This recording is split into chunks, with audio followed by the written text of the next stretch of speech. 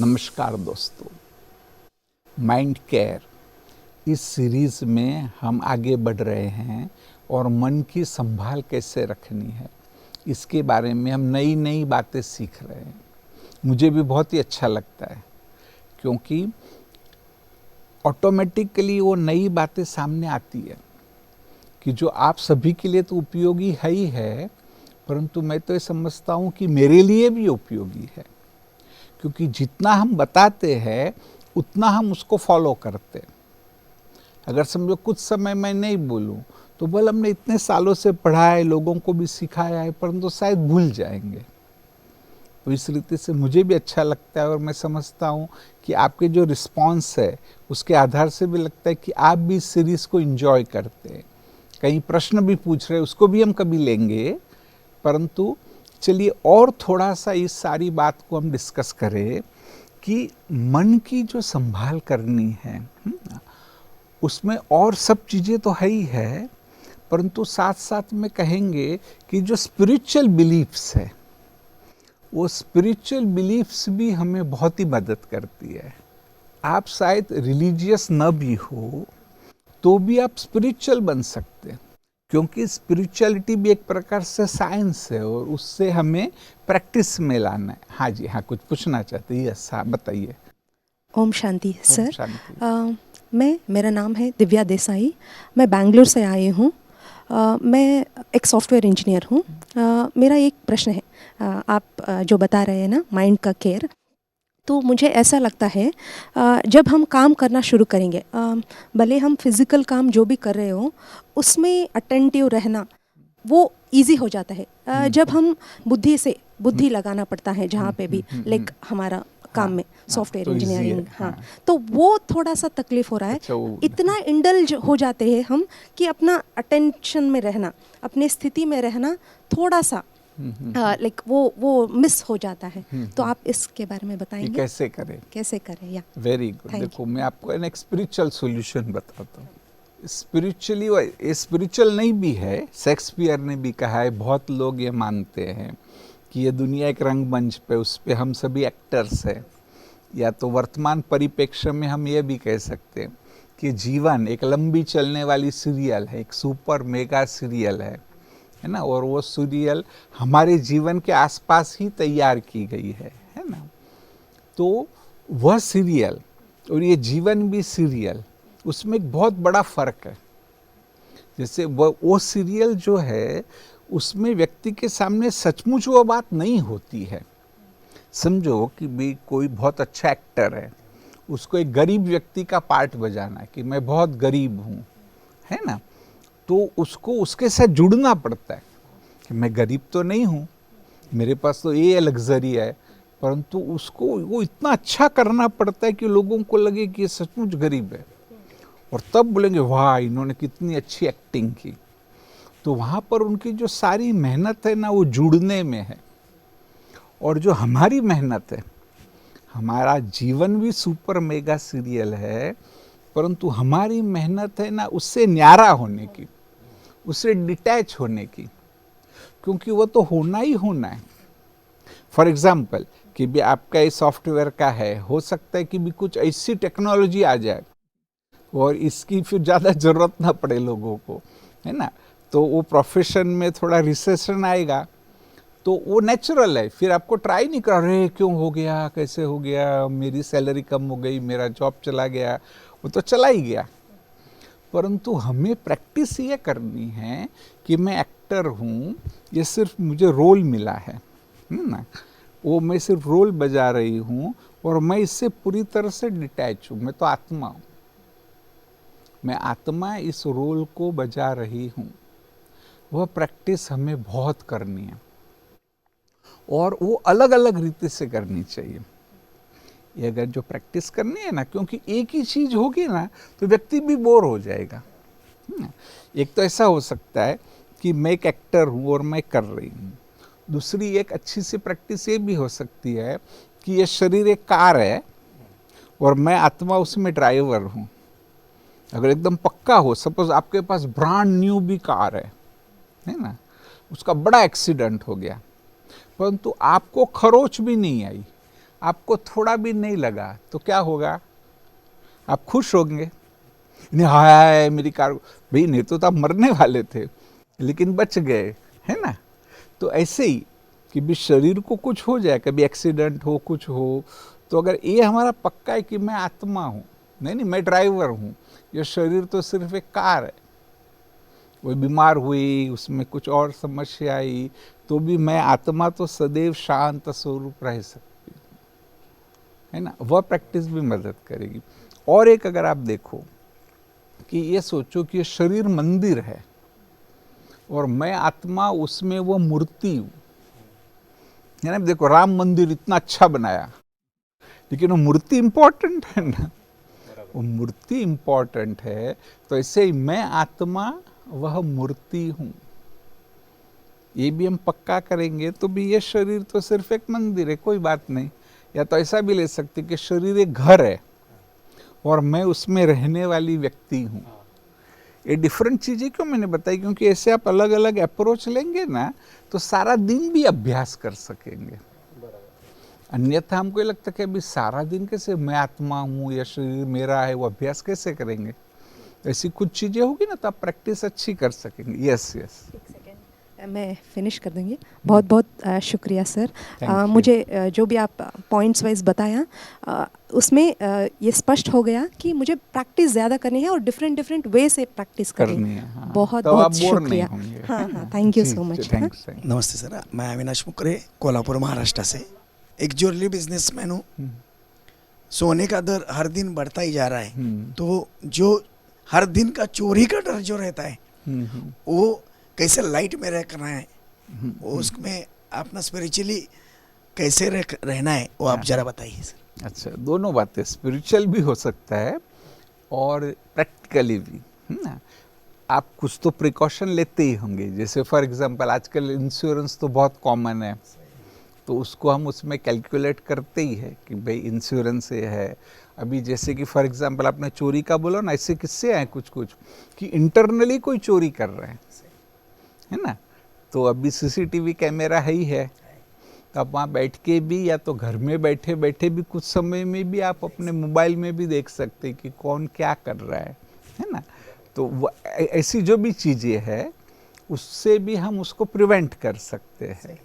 ये जो दिल्ली का बहुत बड़ा केस हुआ था ना, अब इतना, हाँ, तो मुझे सिर्फ ऐसा एक विचार आया, ये प्रैक्टिकल के नहीं पता नहीं, शायद हो भी सकता है, क्योंकि इतना बड़ा शोरूम था, अगर उसने अंदर में कोई ऐसा वॉचमैन या कोई रखा होता तो जब वो दूसरी जगह से आया, जैसे ना वो एक लग करके सारे थे, उसने पूरा उसकी रेकी की थी, वो दूसरे बिल्डिंग से ऊपर चढ़ा है और फिर वहां पहुंचा, फिर नीचे गया और वो आराम से बाहर गया है, क्योंकि आसपास के मकान में तो लोग रहते थे, लोगों ने सोचा कि ये तो विजिटर है।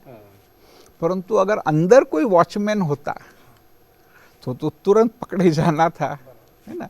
तो इस प्रकार की कुछ प्रैक्टिकल चीजें हमें करनी है और फिर उसका एक एवरेज काउंट भी करो कि क्या पॉसिबिलिटी है।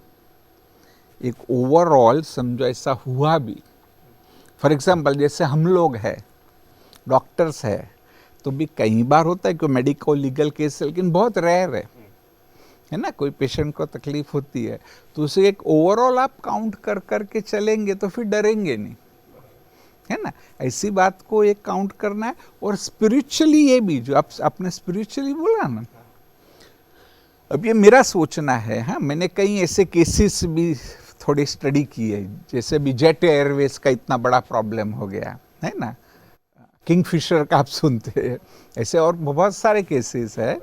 तो उनमें मैं समझता कि उन्होंने ना प्रॉपर कैलकुलेशन नहीं किया, वो कहाँ पहुँच गए तब उनको मालूम पड़ा कि इतना बड़ा लॉस है। अगर शुरू में वहाँ कुछ कैलकुलेट करते कि कहाँ पर लॉस है और उसका स्टेप क्या हो सकता है ना, तो जो स्टॉक मार्केट में कहा जाता है स्टॉप लॉस तो ऐसे ही यहाँ पर अगर उनका लॉस भी अगर स्टॉप हो जाता है ना, तो जो ऐसी नौबत आ गई वैसी नौबत शायद उनके सामने नहीं आती। ये बिजनेस तो करना ही है, इसका मतलब ये नहीं कि हम डरे, पूरे साल का भी आप एवरेज निकालो, है ना। अगर चोरी के अलावा कंपटीशन है तो भी भले हम कुछ उसके लिए स्टेप ले सकते हैं। अच्छा जी जी, आप पूछ रहे थे कुछ? हाँ ओम शांति। मैं कर्नाटक बेलगाम से आया हूँ, राजेंद्र पोद्दार। हमारा ज्वेलरी का बिज़नेस है। अभी 25 वर्ष से हम बिज़नेस करके आए हैं, लेकिन अभी थोड़ा कंपटीशन ज़्यादा हो रहा है बिज़नेस में। तो कंपटीशन के वजह से नेगेटिव थॉट ज़्यादा आ रहे हैं मन में। तो इसके ऊपर आप थोड़ा करेक्ट। हाँ नहीं, सही है। अब उल्टा जैसे भी कंपटीशन है ना, तो हम अगर उसका एक पॉजिटिव अप्रोच लिया जाए कि उससे हम और आगे बढ़ेंगे। जैसे पहले आप अकेले ही थे तो आप कैसे भी चला रहे थे, अभी क्योंकि कंपटीशन है तो आपको भी सोचना है कि भाई कौन व्यक्ति क्या कर रहा है, उनकी स्ट्रेटेजीज क्या है और कैसे हम उस स्ट्रेटेजीज को अपनाएं, है ना। हमको नया कुछ सीखना है। जैसे ये भी कह सकते कि भाई सेल्स करने के जो तरीके हैं उसको भी हमें इम्प्रूव करना है। हो सकता है आजकल देखा गया है ना कि लोगों को है ना बाहर का शो चाहिए, आपका शोरूम कितना अच्छा है। आज नहीं, मेरे एक दोस्त थे, बोलते थे अरे क्लिनिक कैसा भी है, मैं तो अच्छा डॉक्टर हूँ ना, लेकिन ये नहीं, आज तुम्हारा क्लिनिक कैसा है वो बहुत इंपॉर्टेंट है हमारे लिए भी, देखो तो, है ना। क्योंकि नहीं तो पेशेंट तुरंत ही वो आपका क्लिनिक देख के ही जज करती कि डॉक्टर कैसा होगा, है ना। तो वह एक आपका एक एस्पेक्ट हो सकता है। वो सबको आप देखेंगे तो फिर क्या कहेंगे कि नेगेटिविटी नहीं आएगी, है ना, आप डिप्रेसिव फीलिंग नहीं आएगी। और सबसे इम्पोर्टेंट मैं आपको ये कहूँगा कि जो मेरा सोचना है कि जब व्यक्ति आता है ना, तो आप देखो, आप सब ने ये अनुभव किया होगा कि कोई व्यक्ति ने ऑर्डिनरी कपड़े पहने, वो बात भी सिंपल सी कर रहा है, परंतु उससे आप प्रभावित हो जाते हैं। और कोई बहुत हाई फाई है, बहुत अच्छा उसकी लैंग्वेज है, लेकिन तो भी लगता है कि ये ठीक नहीं है, दिखावा कर रहा है ना। तो अगर हम स्पिरिचुअलिटी को अपनाते हैं और वो अच्छे वाइब्रेशंस अपने में लाते, अपनी स्थिति को अच्छी बनाते, तो ऑटोमेटिक आपका ऑरा है ना वो भी रिफ्लेक्ट करेगा। और अभी हमारा ऑरा वो आज की डेट में तो कहेंगे कि साइंटिफिक है। ऐसे बहुत सारे कैमरास है, ऐसे सॉफ्टवेयर भी है कि जिससे जो हमारा ऑरा है वो हम फोटोग्राफ कर सकते हैं। और जैसे हमारी मन की स्थिति चेंज होती है, वो ऑरा भी चेंज होता है। हम किसी को करके भी दिखा सकते हैं ना। तो मुझे इस पर फोकस करना है।